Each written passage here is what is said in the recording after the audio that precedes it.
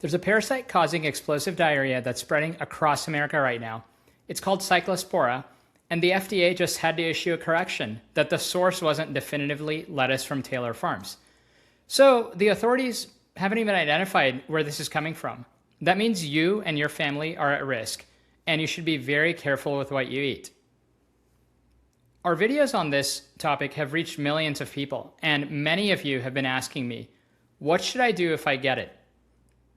Also, many of you shared that you have allergies to the recommended drugs or don't have access to even get the right tests.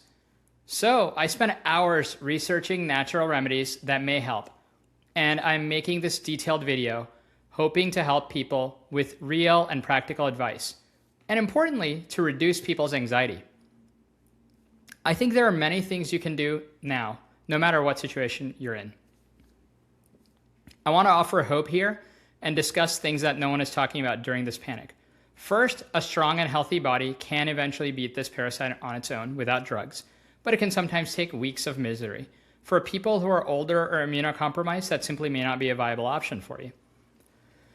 Unfortunately, the standard pharmaceutical cure, TMP-SMX, or Bactrim, is a drug that millions of Americans literally cannot take because their own immune system treats it like a poison. So today, I want to walk you all through natural remedies that show promise and may have much less side effects than the drugs, so you can inform yourself and not be panicked.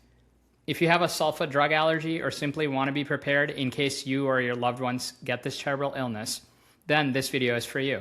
I'm going to show you what human beings have done about parasites for thousands of years before these drugs existed, including an herb so powerful that it just recently won a Nobel Prize in 2015. And I'll walk you through the specific herbs and spices that modern research labs are quietly testing against this exact family of parasites, why they might help someone who can't tolerate the usual medicine, and why this is all worth knowing about, even if you feel perfectly fine today. By the end of this short video, I think you will hopefully better understand this parasite better than most people out there, how it hides, how your body fights it, why it's so hard to kill, and what nature has figured out long before pharmacies and drug companies existed. If that sounds useful to you, please do one thing for me first. Send this to the person in your life who eats a lot of fresh produce, or who has a sensitive stomach, or who's caring for an aging parent or someone that's immunocompromised. This is exactly the kind of thing you're glad people know before they need it. I'm Neil K. Shah, a Johns Hopkins and NIH-funded caregiving researcher and the CEO of Diarrhea. I've helped thousands of families navigating aging, dementia, and serious illness. I'm not a clinician, but a researcher and an innovator in caregiving. And through my work caring for older adults across this country, I've seen how illnesses like this can destroy someone's health, and how sometimes the standard treatment just isn't an option for the very people who need it the most. So let's get into it. Okay, so you've heard the name in the news, Cyclospora. What you probably haven't heard is what kind of enemy it actually is for the human body. And I think that really determines everything about how you fight it. We lump all germs together, virus, bacteria, parasite, in our minds. But sometimes, they're quite different. Biologically, not even close. A virus barely counts as alive. It's a scrap of genetic code in a protein shell that can't do anything until it hijacks one of your cells. A bacterium is a living single cell, but a simple one. No real nucleus, just a self-contained little factory that can double every 20 minutes. Cyclospora is neither. It's a protozoan parasite, a single cell, yes, but a really sophisticated one with a true nucleus and a complex internal machinery. The strange thing is that it is biologically almost closer to one of your own human cells than it is to bacteria. If a bacterium is like a foot soldier, this Cyclospora is almost like an armored tank. And that's not just a metaphor of me being dramatic. I think it's the reason that things like chlorine can't kill it, and the reason that your body has such a hard time fighting it off. That's why people who are getting this are having explosive diarrhea for weeks. It's really hard to fight off. Now, an uncomfortable part here, where does it come from? Every single Cyclospora out there came from human poop. It lives only in people. No cows, chickens, wildlife carry it. And it spreads only when microscopic amounts of human feces reach your food or water, usually either through contaminated irrigation water on farms or poor sanitary conditions on the farms. But there's also a twist here that surprises people. If you swallowed it fresh out of a person, nothing would happen to you. When it first leaves the human body, the parasite is immature. It's sealed inside a shell called an oocyst and completely harmless. It has to sit out in the warm world for 1 to 2 weeks, quietly maturing before it can infect and do harm to anyone. So remember that simple fact. It explains it explains something important for everyone to remember. Cyclospora almost never passes directly from person to person the way a cold or flu does. So if you're caring for a sick family member, you don't have to worry. It needs that outdoor waiting period first, which means by the time it reaches your plate, it's already been ripening for weeks on the farm, perfectly primed to hit you. When you finally swallow a mature Cyclospora, your body goes into havoc. Your stomach acid and the bile in your gut act like a key, cracking that shell open.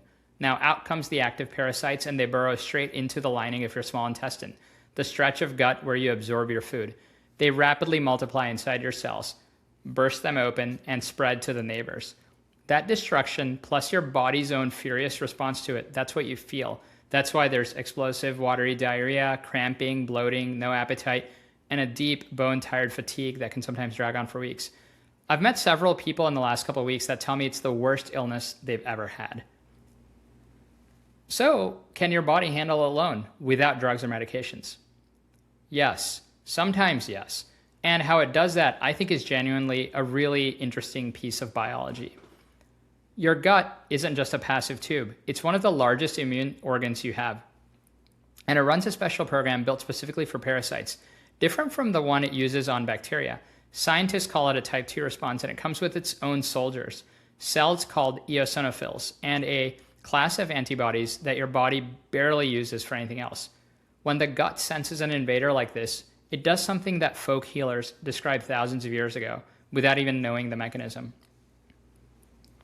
Researchers today call it plainly weep and sweep. Weep is your gut flooding itself with mucus to coat and trap the parasite. Sweep is the muscle walls of your intestine squeezing harder and faster to physically flush it out the door. That watery and urgent diarrhea, that you'd give anything to stop, well, that's actually your body deliberately trying to wash the invader out. Unfortunately, it's miserable, and it's also in a strange way working. That's literally the body's defense mechanism to get this out of it. But, and this is the part that I need to hear, fighting it off naturally can sometimes mean 2, 3, even 4 weeks of explosive diarrhea. Cyclospora is a relapsing, remitting illness. That means that you may feel better for a couple of days, then it comes roaring back. Untreated, it can do this back and forth over a month. And that timeline is dangerous for exactly the people I help care for, older adults. Weeks of diarrhea in an older adult can cause serious dehydration and dangerous drops in the minerals that keep your heart steady. And if your immune system is weakened, whether by age, by chemotherapy, by an autoimmune condition, by medications that many people take, your body may not have the firepower to win at all. So for many folks, just waiting it out is not a plan. I think it can be a big risk. And I think the whole reason that the next part of this story matters so much. If you see a doctor to get Cyclospora testing and get a confirmed case, they'll almost always reach for one medicine. It's a combination pill called TMP-SMX. And you may know it by its brand names like Bactrim or Septra. But a question that a lot of you have been asking, Bactrim is an antibiotic. Antibiotics kill bacteria, but Cyclospora isn't a bacterium, it's a parasite.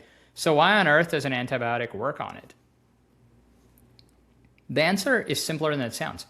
Every living cell needs a vitamin called folate, folic acid, to copy its own DNA and reproduce. If you have no folate, then you have no new cells. What's interesting here is that your cells and the parasite cells get their folate in opposite ways. You get yours from food, leafy greens, your gut absorbs the folate, done. Your cells don't even know how to build it from scratch anymore. But the parasite can't do that. It has no way to pull in folate from the outside. It's forced to manufacture its own from raw ingredients on an internal assembly line. A drug like Bactrim is a two-punch attack on the parasite's folate assembly line. One ingredient jams the first machine on the line. The other ingredient jams the second machine further down. Both block, and the parasite can't now build its own folate, can't copy its DNA, and can't reproduce, so it dies. And because your cells don't have that assembly line, the drug doesn't impact you in the same way. So think about it almost like a precision strike on that factory that only the parasite runs. So I could just end the video here. But here's the problem. For a huge number of people, that drug is totally off the table. Bactrim is a sulfa drug, and a sulfa allergy is one of the most common drug allergies out there. For some, it can be a rash or itching, but for a few, it can trigger a genuine dermatological emergency, skin blisters and peels. It can also hit older adults really hard on the kidneys, liver, and even bone marrow that makes your blood cells. So if you've ever been handed a med list and you're told no sulfa drugs, you may be in this group. The backups here are thinner than you'd hope. Cipro sometimes gets used, but it's noticeably less effective against this parasite, and it carries some of the most serious warnings the FDA issues of side effects. Many of you have told me Cipro was worse than the illness, and people have had long-lasting severe side effects. Some people are even saying for years. So I hear from people, what else can I do? And that's when I started asking the questions that this entire video is built around. What did humans do about parasites for thousands of years before any of these drugs existed? And it was fascinating. It turns out to be a far richer story than I think modern medicine likes to admit. If you got someone in your life interested in natural remedies, this is the part that you'd want to share with them. I think they'd find it fascinating.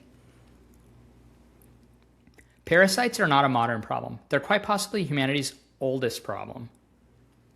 When an English scientist, Mark Ruffer, examined Egyptian mummies over a century ago, he found parasite eggs still lodged in tissue that was more than 3,000 years old. Archaeologists have even pulled parasite eggs out of fossilized human waste dating back 30,000 years. Think about that. Before writing, even before farming, even before cities, we were already fighting these parasites in our guts. The moment that humans stopped wandering as hunter-gatherers and settled down to live next to their own waste and their own irrigation ditches, we handed parasites the perfect highway to infect us.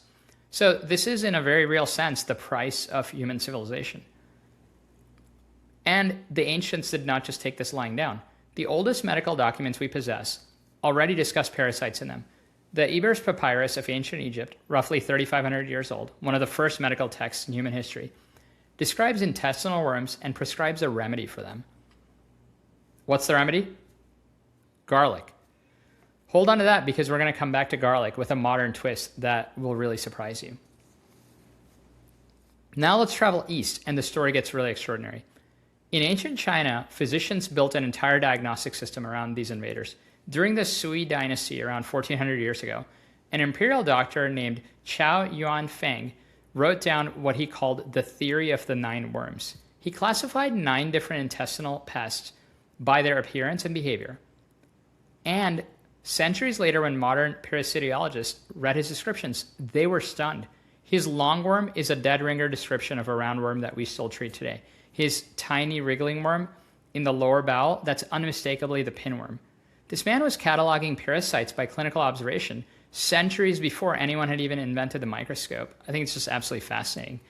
And earlier still, the great Chinese historian Sima Qian had already floated a theory that undigested and stagnant food in the gut is what bred these worms in the first place.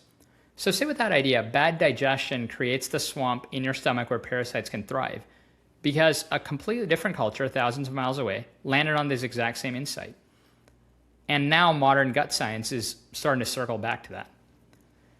Those Chinese physicians didn't just name the enemy, they also treated it. They boiled a pomegranate root to expel tapeworms. They brewed a plant called Artemisia, wormwood, to drive out roundworms. Remember that plant. I think it's going to become the hero of potentially this entire story.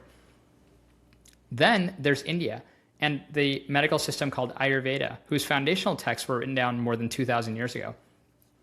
Ayurveda had a whole category for parasites. They called them krimi, K-R-I-M-I. And their approach was strikingly modern, and I'd argue, wiser than a lot of what we do now.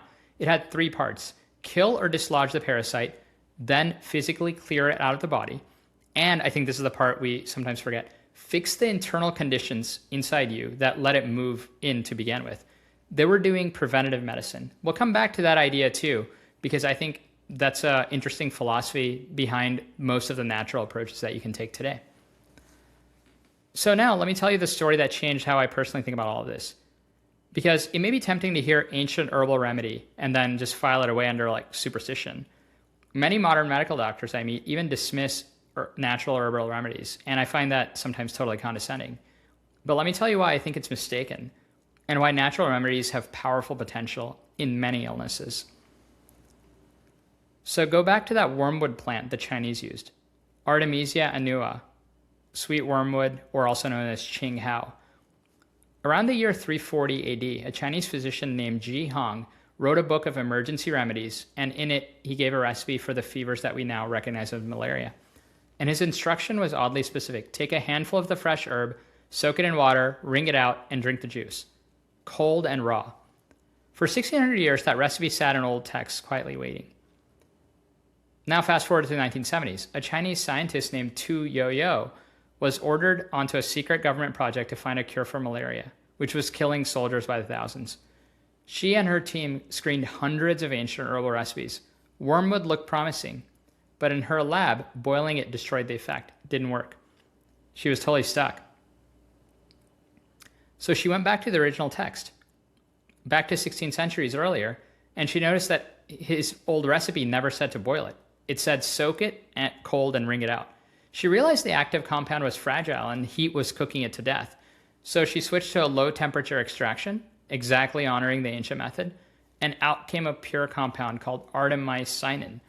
And it became the most important malaria drug on the planet and has subsequently saved millions of lives. In 2015, Tu Youyou won the Nobel Prize in Medicine for that, and she called it a gift from traditional Chinese medicine to the world. Think about the significance of that. That's a Nobel Prize pulled out of a 1,400-year-old prescription. And it's not even the only time this has happened. Long before this, Peruvian healers used the bark of the cinchona tree for fevers. European doctors later isolated its active compound, which you might know as quinine, and the first real chemical medicine for an infectious disease was invented. And that's the ancestor of our modern chemistry-based medicine.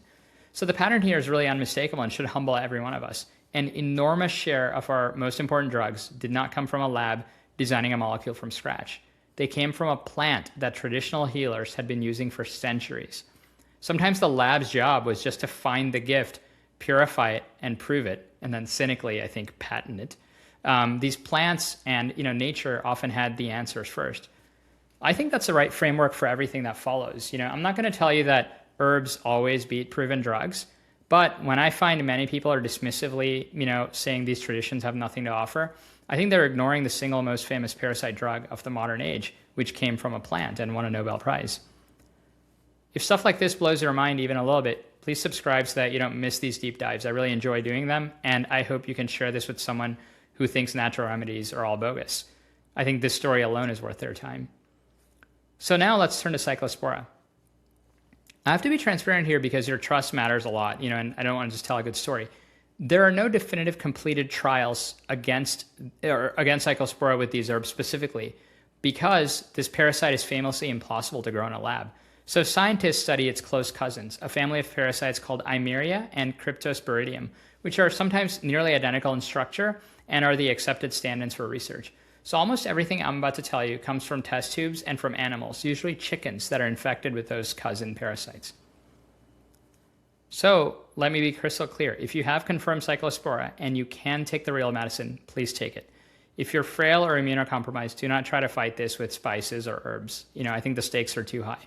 But what follows is for the person who genuinely can't tolerate the drugs, who has allergies to them, who simply wants to learn about complementary options, or who just wants to understand a history lesson and why nature is so remarkable.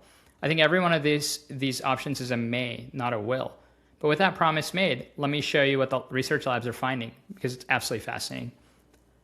First, turmeric, the golden spice. The bright yellow in turmeric comes from a compound called curcumin, and it's probably the most studied of the bunch. When chickens infected with those Cyclospora cousin parasites were fed curcumin, researchers saw fewer parasites shed and less damage to the gut lining. And it seems to work in more than one way at once, which is unusual. It appears to directly damage the outer membrane of the young parasites before they can invade. It's a powerful antioxidant, so it mops up the wave of cellular rust that are free radicals that a parasite infection unleashes in your gut. And it calms the inflammation that turns a gut infection into weeks of agony. There's a catch. Curcumin eaten plain by itself is barely absorbed by your body. Most of it will pass right through you. Ancient Indian cooks solved this without even knowing the chemistry. They always paired turmeric with black pepper and a fat like a butter. Modern science figured out why. A compound in black pepper called piperine blocks the liver from destroying curcumin on its way through. One often cited human study found that pairing curcumin with piperine boosted its absorption by around 2,000%. So basically, turmeric combined with black pepper and butter. I think that's a delivery system for potentially very powerful healing. Now, sweet wormwood, the noble weed again. We just met Artemisinin as a malaria drug, but because malaria and Cyclospora are cousins in the same broad parasite family, researchers have tested it on these intestinal cousins too. In infected chickens, wormwood-rich feed cut parasite shedding dramatically by as much as 80% in some studies. Why? The active compound carries an unusual chemical structure, a fragile oxygen-oxygen bond. Parasites hoard iron to fuel their frantic reproduction.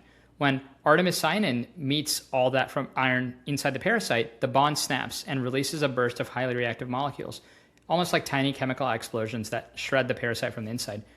It's almost poetic, the parasite's own greed for iron becomes the trigger for its own destruction. This is a potent plant, and precisely because it's potent, it's one to discuss with an expert who can help you understand the options that might be right for you. Next up, berberine, the bitter gold. This is a compound found in several plants, barberry, golden seal, and the traditional Chinese herb huang lian, used for dysentery and diarrhea, both for a very long time in both Chinese and ancient Indian medicine. Berberine is interesting because it has the most human evidence of anything on this list, not for Cyclospora. Decades ago, it was tested on children with Giardia, another gut protozoan parasite cousin, and it cleared at rates comparable to standard drugs. Against the Cyclospora family parasites in animals, it has reduced shedding and remarkably helped to repair the gut wall, tightening the junctions between the cells of your intestinal lining and the very seams that a parasite will tear open. So it may do a double duty, both fight the invader and help rebuild the wall that it breached. Next up, oregano oil, cloves, and ginger. Those are the secret weapons in your spice rack. Oregano oil is rich in compounds called carvacrol and thymol, and in the lab it blocked those cousin parasites from invading cells by over 80%. Cloves contain eugenol, which in test tubes damage Giardia parasites while leaving human cells unharmed, which is kind of interesting from a safety perspective. And ginger, just simple ginger, reduced parasite shedding in infected mice down to nearly zero in one study, performing almost comparable to a prescription antiparasitic. Ginger also happens to be one of the best tolerated things you can take for nausea and upset stomach, which is not a small thing when you're this sick. Now back to garlic. Remember the Eber's papyrus? 3,500 years ago, Egyptian physicians prescribed garlic for parasitic worms. Modern labs took garlic's active compound, allicin, and found that it damages gut protozoa in the test tubes. And here's the detail I promised you earlier that you'd find interesting. In mice, garlic reduced a parasite's numbers, and it worked better when given before the infection took hold rather than after. So I think it's a genuine hint at a preventative role of garlic, which we'll come back to in a moment here. Next up, Neem and Vidanga, which are spices from India. Neem is a cornerstone of Ayurvedic medicine. That cut parasite output in more than half in infected mice. And Vidanga, the plant that Ayurveda's ancient text crown as the king of antiparasitic herbs, works through a mechanism that I think is really interesting. Its active compound appears to attack the parasite's power plants, which are its mitochondria, cutting off the energy the parasite needs to hold on. Starved of power, the parasite loses its grip and detaches from your gut wall. But a complex part also. Vidanga also has a gentle, natural laxative quality built in. So in modern deworming, you often need a second drug to flush the dead parasites out of you before they rot inside you and release toxins within your body. Vidanga miraculously does both jobs in one plant, paralyzes the parasite and sweeps it out of you. That's like the weep and sweep that I talked about earlier that your own body's immune system does, bottled into a single plant 2,000 years before we understood immunology. I think it's fascinating. Now, remember that third principle from Ayurveda, the one that we said modern medicine forgot? Don't just kill the parasite, fix the conditions that let it move in. Ayurveda's whole framework here rests on something they called Agni, your digestive fire. The idea is really simple. When your digestion is strong, incoming invaders get destroyed on arrival, burned up by strong stomach acid and enzymes before they can even settle. But when your digestion is weak and sluggish, food sits, ferments, and forms a sticky, toxic residue on your gut lining. And that residue, they thought, is that damp harbor where parasites happily move in and multiply. Does that sound familiar? It's the same insight that Sima Qian had in China. Stagnation breeds worms. Their answer was a spice blend called Trikatu, just ginger, black pepper, and long pepper. This isn't really a parasite killer, but rather it fixes the terrain inside your stomach and your digestive system. It stokes your digestive fire, boosting your stomach acid, bile, and enzymes to make your gut a totally hostile place for an invader to land in the first place. And not coincidentally, the same black pepper is that piperine that supercharges everything else you take, when you take turmeric. So the ancients had built a defense system out of these simple things sitting in your kitchen. I think this is where the preventative angle gets real, and it's important right now for a specific reason. The truth is, we don't know how far this Cyclospora outbreak reaches. Think about it, they can't even confirm yet where it's coming from. It could be multiple sources, it could be foreign produce shipped into the US, it could be homegrown stuff here. It's very hard to fully avoid. Contaminated produce moves quietly through an international supply chain. Plenty of mild cases never even get tested or counted. I personally think the official numbers from the CDC are massively lagging what the states are reporting. So the honest situation here is you could be totally exposed and not even know it. I think that's exactly why traditions that can focus on keeping the gut environment strong, rather than only reacting once you're sick, are really worth paying attention to and understanding. The garlic finding I mentioned earlier points the same way. It did more good before the infection set in than after. So I want to be careful and not oversell it here. None of this is proven shield against Cyclospora. It's very hard to do lab tests on that, and I never tell you that a strong gut means you can just eat contaminated food safely. So still, please avoid uncooked salads and produce right now if you can, and just be very careful. Cook everything if you can. But I do think a resilient digestive system, well-tolerated culinary spices that are used sensibly, and the good sense to talk to a doctor or even a qualified integrative medicine practitioner before starting anything potent. I think those are all reasonable, low-risk ideas for anyone who wants to feel a little less helpless while this outbreak plays out. And notice everything in that recommendation is natural food. These aren't exotic or artificial drugs made in a lab. This is stuff that humans have eaten for millennia, which is why a big part of this, it tends to be gentle on you and have much less side effects than powerful artificial lab-grown medicine. Remember, a healthy body can beat this parasite, through that beautiful weep and sweep defense, but it can take weeks. And for older or immunocompromised people, the body can still lose that fight. The standard drug is a genuinely great weapon that starves the parasite of the vitamins it needs. But sulfa drugs, millions can't take, and the backups are weaker or harsher. And, what did humanity do for thousands of years before these pills? We fought parasites with plants in Egypt, in China, in India, and many ancient cultures. Astonishingly, one of those plants even became a Nobel Prize winning medicine that saves millions of lives today. And the specific herbs and spices that modern labs are now testing against this family of parasites, turmeric, sweet wormwood, berberine, ginger, garlic, neem vidanga, all those show real, if early, potential, and many may be worth discussing with your doctor or integrative health provider if the standard drugs aren't an option for you. So here's my belief that I'll leave you with. I think the gap between ancient herbal wisdom and these natural remedies and modern medicine is far smaller than either side would like to admit. The plants were often right. The modern lab's gift was to prove how right and to make it safe and reliable. I think we can respect both, the awe of what nature has discovered and the rigor of what science has confirmed. It should not be viewed as a contradiction, but just basic and timeless wisdom. So let us not throw out thousands of years of human ingenuity. If you have this, especially if you're older, immunocompromised, or on other medications, please talk to a doctor or an integrative health professional, because some of these, plants and herbs could be powerful, but powerful things can also interact. So I think it's best to talk to someone that can see you, that can understand your medical history, that can help make a personalized recommendation for you. But I hope you walk away from this video knowing that you will have a lot more understanding and a lot more options to ask about than you simply did a few minutes ago. If this made you feel even a little more awe at the natural world and a little more in control of your own health, please do two things that'll help me, keep making it.